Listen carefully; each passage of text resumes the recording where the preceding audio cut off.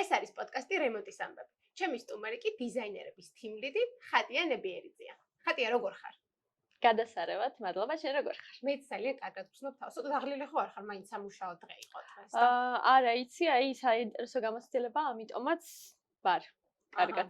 კარგი განწყობით, კი ბატონო. ხატია, შეგიძლია მოგვიყვეს საიდან დაიწყო შენი დაინტერესება ამ პროფესიისადმი? და როგორ აღმოჩნდი ესე თქვა დიზაინის სამყაროში? აი ბავშვობაში პატარა რო ვიყავი, ერთხელ აღმოჩნდი საინტერესო ლამაზ ძალიან ისეთ ორიგინალურ კაფეში. და იმენად მომეწონა რეალურად და მე როდესაც უკვე ვიზრდებოდი და ვნახულობდი რომ არა მხოლოდ ვიზუალური მხარე უნდა იყოს, არამედ ტექნიკურადაც ძალიან გამართული და რომ აღმოვაჩინე რომ არის მასეთი პროფესია, თან ლამაზი და თან გამართული ტექნიკურად საინტერესო, მომინდა და გავხდი ინტერიერის დიზაინერი. შვენიერი და შეგიძლია რომ აი შენი პროფესია დაახასიათო რამდენიმე სიტყვით.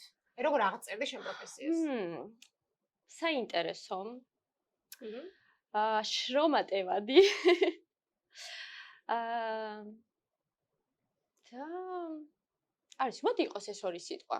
შრომატევადი და საინტერესო ორიგინალური შემოქმედებითი არის. სახალისო. სახალისო ყველაფერი. კი ბატონო. ხატი, განვითარების კუთხით ძალიან ბევრი საფეხური გაიარე დამეთახმები, ხო? აი მრავალი წელია უკვე ამ პროფესიაში ხარ და დღეს უკვე ხარ Rinox-ის თიმლიდი, ხო? დიზაინერების თიმლიდი და როგორ მოხვედი აქამდე, რას ნიშნავს შენი პოზიცია, რამდენად რთულია, რამდენად გიჭირს, აი რომ მოგვიყვა ყველაფერი, საერთოდ ყველაფერი საინტერესო რომ მოუყვა მაყურებელს და ჩვენ. რაღაც მომენტში, ანუ რაღაც მომენტებში რთული არის, მაგრამ ძალიან საინტერესოა რეალურად. ვიწყებდი, დამწყები დიზაინერი მოვედი Rinox-ში. ხო, რაღაც ნული საფეხური და ავდივარ და კი ბატონო, სწავლის მერე. კი ბატონო, ვიყავი უბრალოდ დამწყები დიზაინერი და აი გავიარე რაღაც ეტაპები და ეხლა უკვე ვარ გუნდის თიმლიდი. ხო, რა არის რა ვიცი, როგორ გითხრა, თან რაღაცეების გაკონტროლება მიწავს. აი ეს მომწონს იმ ხრივ რომ ვარ ჩახედული არა მხოლოდ ჩემ პროექტებში, არამედ სხვა პროექტებშიც ვარ ჩახედული რემონტის მომენტებში და აი ეს ძალიან მაინტერესებს, ძალას მაძლევს აი ამ სირთულეების გადალახვაში. ხარ თიმლიდი, მაინტერესებს შენ კოლეგა დიზაინერებს თუ აქვს ესე ვთქვათ თავისუფლება, თუნდაც მათი ხედვის რეალიზაციისთვის. აი რამდენად აძლევს შენ ამ თავისუფლებას და რამდენად აქვს ამის კომფორტი ესე რომ ვთქვათ, ამაზეც რომ მოგვიყვა. იმიტომ რომ როგორც ვიცი, ხშირად არ ხდება ხოლმე ეს რა. არის ხოლმე შემთხვევები, როდესაც არ ხდება, თუმცა მინდა ვთქვა, რომ Rinox-ში მასეთი რაღაცა არ გვაქვს. მე ვცდილობ ხოლმე დავიჭირო ოქროს შუალედი, იქიდან გამომდინარე, რომ მაქვს რაღაც გამოცდილება ტექნიკური და თუ მაგალითად ჩემ გუნდის წევრებს აქვს რაღაცა კითხვები ან გართულება, მაქსიმალურად ვცდილობ რომ დავეხმარო. თუმცა ეს იმას არ ნიშნავს, რომ აი როგორც არიან ხოლმე უბრალოდ დიზაინერის დამხმარე და აკეთებენ შავ სამუშაოს, ასე ვთქვათ, რუტინულ საქმეებს, აქ ჩვენთან მასეთი რაღაცა არ ხდება. თავისუფალია სრულიად დიზაინერი, დამოუკიდებლად მუშაობს თავის პროექტზე თავიდან ბოლომდე. და უბრალოდ როგორც მაგალითად რემონტის მომენტში ტექნიკური მენეჯერი ჩვენთან ერთვება რაღაც ტექნიკური საკითხების გამართვისთვის, ანალოგიურად ვარ მე. როგორც დიზაინერი და როგორც უკვე ჩამოყალიბებული ამ პოზიციაზე და ამ პროფესიაში, მინდა გკითხო, რამდენად შეუძლია ის ჩანასულს დიზაინერი. რომ მოყვება. სხვათა შორის რაღაც მომენტში მეც ძალიან დამაინტერესა, იმიტომ რომ ალბათ შენს გაქნა ნახი, რომ არის აი ტოპ პროფესია, რომელიც მალე გაქრება, იმიტომ რომ აი შეცვალეს. მე ექსპატები მეც მაგ ნახე და ვეძებდი ჩემი პროფესია თუ არ ვნახა. ჩემი არ არის მეგობრები და ძალიან ვიღაც. ანალოგიურად სხვათა შორის დიზაინზე, იქიდან გამომდინარე, რომ მაინც ჯერ ერთი რომ აი თვითონ აი ეს ყველაფერი არ არის იმ დონეზე, რომ შეცვალოს ადამიანი, ჯერ ერთი რომ მან მაინც, როდესაც დამკვეთს შენესაუბრები, სხვანაირად უდგები, მან ადამიანური ფაქტორი აუცილებლად უნდა იყოს. ამასთან ერთად, რაც მე დავაკვირდი და არაერთი მაქვს დასერჩილი, ასე ვთქვათ, და გატესტილი, კი ბატონო, აღმოჩნდა რომ მაინც სრულყოფილ თავიდან ბოლომდე პროექტს არ აკეთებს, ვერ აკეთებს უფრო სწორედ.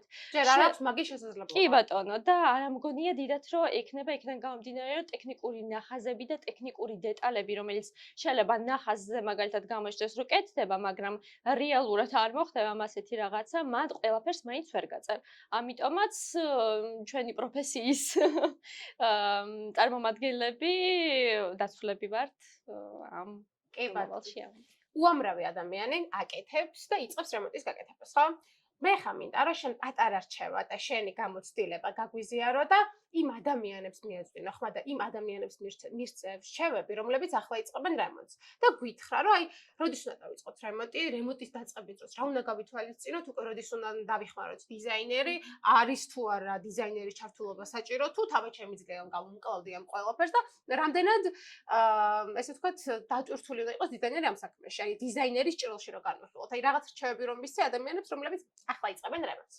აი, მოდი პირველ რიგში იმას ვიტყვი, რომ თუ მაგალითად არის საშუალება, რომ ჯერ კიდე მშენებლობის პროცესში ჩაერთოს დიზაინერი, როდესაც არაა შიდა ტიხრები. რეალურად არის ხოლმე, რომ ჩვენ ვხედავთ რაღაც პროექტს და ნუ აი დამკვეთის წარმოდგენაში ცოტა სხვა გეგმარებას გააკეთებდა. აი ამ ეტაპზე თუ ჩაერთება დიზაინერი და ერგონომიულად, ანუ სწორად, გამართულად ყველაფერს დასვავს, რეალურად და მაქსიმალურად იქნება მორგებული თვითონ დამკვეთზე, რა თქმა უნდა, იდეალური ვარიანტი გამოვა. ამიტომაც თუ არის ამის საშუალება, ჯობია შიდა ტიხრების აშენებამდე გაკეთდეს. შეგიძლიები. შენ ეხმარები მომხმარებლებს და ადამიანებს ვინც რემონტს იწყებს, რომ ეს შიდა ტიხრების გადანაწილებაში სად უნდა გაკეთდეს, როგორ უნდა გაკეთდეს და ეხმარები იმისათვის, რომ ფართი გაზარდოს, ხო? ანუ მოცულობა სახლის ფართი გაზარდოს, ხო? კი ბატონო, იმიტომ რომ რეალურად არის ხოლმე ხშირად ტიპიური ბინები, არის კონკრეტული რაღაც ოთახები და ნუ სტანდარტულად არის გაკეთებული. გასაგებია, რა თქმა უნდა, ყველაზე ვერ მოერგება დეველოპერი სამშენებლო. თუმცა, რა თქმა უნდა, ყველას გვაქვს ჩვენი მოთხოვნილებები, რომელიც გვინდა რომ აისახოს და როდესაც შიდა ტიხრების ეტაპზე ვარ და შეგვიძლია ამ ადამიანს მაქსიმალურად მოვერგოთ და მაქსიმალურად გამოვიყენოთ ეს სივრცე, იდეალური იქნება, იქიდან გამომდინარე რომ კომფორტულად იცხოვრებს ადამიანი და ზედმეტი ხარჯი არ ექნება მაგალითად ტიხრების დემონტაჟში და მერე ახლიდან აშენებაში, იმიტომ რომ ასეთი შემთხვევებიც არის რეალური. კი ბატონო. ახლა ნახე როგორი რაღაცა არის. ტრენდები მუდმივად განახლებადი პროცესია, ხო? ეს არის რაღაც 2025 წელს რა არის შენ პროფესიაში? ისეთი ტრენდი, რაც მოგწონს და რაც არ მოგწონს. რასაც გააკეთებდი და რასაც არ გააკეთებდი არასოდეს. შენი გემოვნებით რა თქმა უნდა. ბატონო. ნახე, აი ალბათ ტრენდებს რომ შევეხოთ, რას არ გავაკეთებდი, რადიკალურად მასე არ მაქვს, იმიტომ რომ გააჩნია მაინც დიზაინს, გააჩნია რა თქმა უნდა დამკვეთის მოთხოვნას, მაგრამ აი ხანდახან ეხლა არის ტრენდში ძალიან ნეიტრალური ფერები და მაქსიმალურად მინიმალიზმი და ალბათ მაგას შეურევდი ხოლმე აქცენტურ ფერებს, საინტერესო გადაწყვეტილებებს, იმიტომ რომ რეალურად საინტერესო რაღაცეებია და ძალიან მომწონს ბოლო პერიოდში ტრენდული გახდა როგორც ეკოლოგიური მასალების გამოყენება, ეკოლოგიურად გამართული სუფთა უნდა იყოს დიზაინი, ასევე ფუნქცია, ანუ როგორ ვთქვა, უნდა იყოს სწორად დაგეგმარებული, უნდა კონდეს ყველაფერს თავისი ფუნქცია, ანუ მაქსიმალურად აი ისე მეორდები ერგონომიული უნდა იყოს, მაგრამ ჩვენთვის დიზაინერებისთვის არის ეს სიტყვა, ასე ვთქვათ, აქტუალური, იმიტომ რომ დიზაინი, როდესაც ფუნქციურია, ანუ გამართულია, კაია ერგონომიკა ქვია მაგას. ადასტურებ? თიკაც ერთ-ერთი დიზაინერია, რომელიც აუცილებლად გამოჩნდება შემდეგ პოდკასტებში და თიკაც გიდასტურებს. ნამდვილად. იცი რა მაინტერესებს? შენთვის რა უფრო კომფორტულია, როცა დამკვეთმა ზუსტად იცის რა უნდა, ზუსტად იცის როგორ უნდა, თუ რაღაც შენ რო გაძლევს თავისუფლებას და შეგიძლია რომ შენი ხედვებით უკვე ჩართო შენი გემოვნებით დიზაინი. იცი, აქაც ალბათ დავიჭერდი ოქროს შუალედს. შენ ოქროს შუალედიც ძალიან გიყვარს. კი ბატონო, ესეც სხვათა შორის არქიტექტურიდან და ოქროს კვეთა ალბათ. შენს გაგიგია, ესეც, ანუ ჩვენ ვცდილობთ დიზაინერები ოქროს კვეთაში ჩავჭდეთ. რას ვამბობდით? რას ამბობდით და ხო რომელი იცი ოქროს გირჩევნია? კეთაზე რო საუბრობ მე რო რომელი გირჩევნია? დამკვეთმა როცა იცის ყველაფერი და ზუსტად გეუბნება რა და როგორ უნდა თუ თავისუფლებას რო გაძლევს და შეგიძლია შენი გემოვნებით შექმნა შენთვის სასურველი დიზაინი. ნახე, პლუსი არის და მინუსი ორივეში.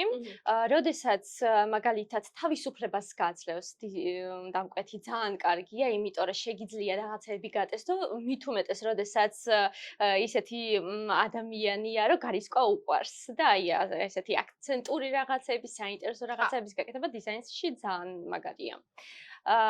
თუმცა არის ხოლმე გააჩნია ტიპს, ანუ ადამიანის ფსიქოტიპს, იმიტომ რომ ხანდახან არც იციან და ვერც პროცესშიც ვერ გებულობენ და შეგიძლია გააკეთო არაერთი ვარიანტი, იმიტომ რომ რეალურად ჩვენი მიზანია მთავარი რომ ნამკვეთი იყოს კმაყოფილი, ამიტომაც თუ ვერაფრით ვერ აირჩია იმ რაოდენობიდან რაც გავუკეთეთ რაღაცები, მაინც მაქსიმალურად ვცდილობთ რომ გავუკეთოთ ისეთი დიზაინი, რა თქმა უნდა, რაც მოეწონება, რითაც კმაყოფილი იქნება და დაგყოფლებს ასე ვთქვათ. ამიტომაც ალბათ ორივე როგორც ვთქვი რა, ხან ხო, პლუსი და მინუსი ყველას აქვს. კაცი, ეხა ესეთი პატარა თამაში უნდა ვითამაშოთ, ხო? მითია თუ რეალობა? ეს არის ძალიან ცნობილი კითხვა, მითია თუ რეალობა და ეხა მინდა შენ დაგისვა სამი კითხვა, ანუ სამი დებულება და შენ უნდა მითხრა მითია თუ რეალობა.